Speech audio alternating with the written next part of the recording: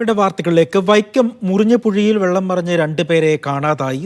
സംസ്കാര ചടങ്ങുകൾക്കെത്തിയ ആളുകൾ സഞ്ചരിച്ച വെള്ളമാണ് അപകടത്തിൽപ്പെട്ടത്. 30 പേരാണ് വെള്ളത്തിലുണ്ടായിരുന്നത്. മറ്റുള്ളവരെ രക്ഷപ്പെടുത്തി. ജോസി ബാബു ഉണ്ട് വിവരങ്ങൾ നൽകാനായി. ജോസി, എപ്പോഴായിരുന്നു ഈ അപകടം? മറ്റെല്ലാവരെയും രക്ഷപ്പെടുത്തിയിട്ടുണ്ടോ? എന്താണ് അവിടെ നിന്നും ലഭിക്കുന്ന വിവരം?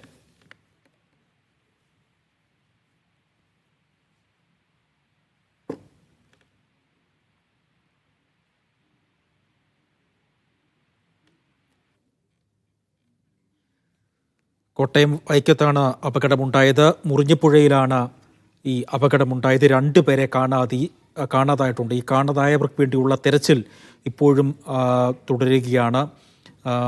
30 പേര് ആണ് ആകെ ഉണ്ടായിരുന്നത്. അവരെ രക്ഷപ്പെടുത്തി എന്നുള്ള വിവരങ്ങളാണ് ഈ ഘട്ടത്തിൽ പുറത്തു വരുന്നത്. ജോസി ബാബു ആണ് വിവരങ്ങൾ നൽകാനായി ചേരുന്നത്. വൈക്കം മുറിഞ്ഞിപ്പുഴയിലാണ് ഇത്തരത്തിൽ അപകടം ഉണ്ടായത്. അപകടത്തിൽ 2 പേരെ കാണാതായി എന്നുള്ള വിവരമാണ് പ്രാഥമികമായി ലഭിക്കുന്നത്. ജോസി ബാബു ഉണ്ട് വിവരങ്ങൾ നൽകാനായി. ജോസി, എപ്പോഴായിരുന്നു ഈ അപകടം? മാത്രമല്ല, ഈ 30 പേരെ കണ്ടെത്തിയിട്ടുണ്ടോ? എന്താണ് വിവരം?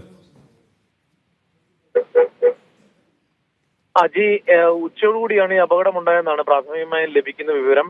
30ഓളം പേർ സഞ്ചരിച്ച വള്ളം മറിഞ്ഞാണ് അപകടമുണ്ടായത്.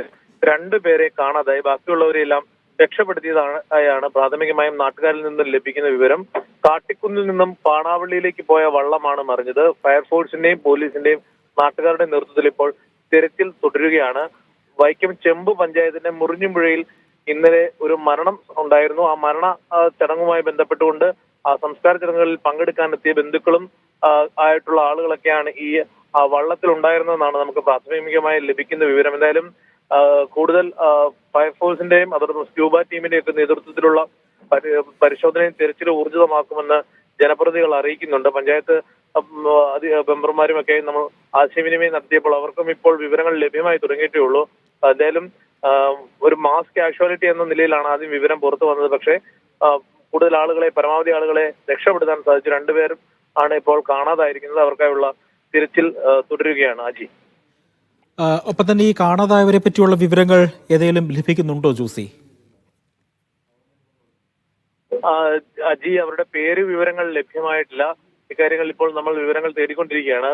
എന്തായാലും ഈ മരണാനന്തര ചടങ്ങുമായി ബന്ധപ്പെട്ടുകൊണ്ട് ആ വീട്ടിൽ ചടങ്ങിനെത്തിയ ആളുകൾ സഞ്ചരിച്ച വള്ളമാണ്, അവരുടെ ബന്ധുമിത്രാദികളാണ് എന്നതാണ് ഇപ്പോൾ നാട്ടുകാരിൽ നിന്ന് പ്രാഥമികമായി ലഭിക്കുന്ന വിവരം. എന്തായാലും ആ വിവരങ്ങൾ ഇനി ലഭിക്കേണ്ടതുണ്ട്. പോലീസുമായൊക്കെ ആശയവിനിമയം നടത്തിയാൽ മാത്രമേ ആരൊക്കെയാണ് കാണാതായത് എന്നുള്ള കാര്യത്തിൽ വ്യക്തത വരൂ. എന്തായാലും രക്ഷപ്പെടുത്തിയ ആളുകളെ പ്രാഥമിക ചികിത്സകൾക്കായി ഇപ്പോൾ വൈക്കം താലൂക്ക് ആശുപത്രിയിലേക്ക് മാറ്റിയിട്ടുണ്ട്. അജി, എപ്പോഴാണ് ഈ അപകടം സംഭവിച്ചതെന്ന് നാട്ടുകാർ പ്രാഥമികമായി പറയുന്നത് ജോസി?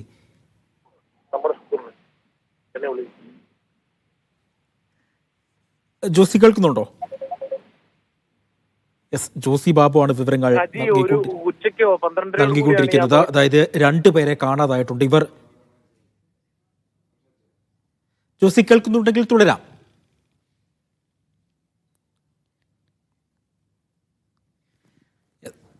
ജോസിക്ക് കൂടുതൽ വിവരങ്ങൾ തേടേണ്ടതുണ്ട്. വൈക്കത്താണ് ഇത്തരത്തിലൊരു അപകടം നടന്നത്. മുറിഞ്ഞിപ്പുഴയിലാണ് 30 പേരുമായി പോയ ഈ വെള്ളം അപകടത്തിൽപ്പെട്ടത് എന്നാണ് ഇപ്പോൾ പ്രാഥമികമായി ലഭിക്കുന്ന വിവരം.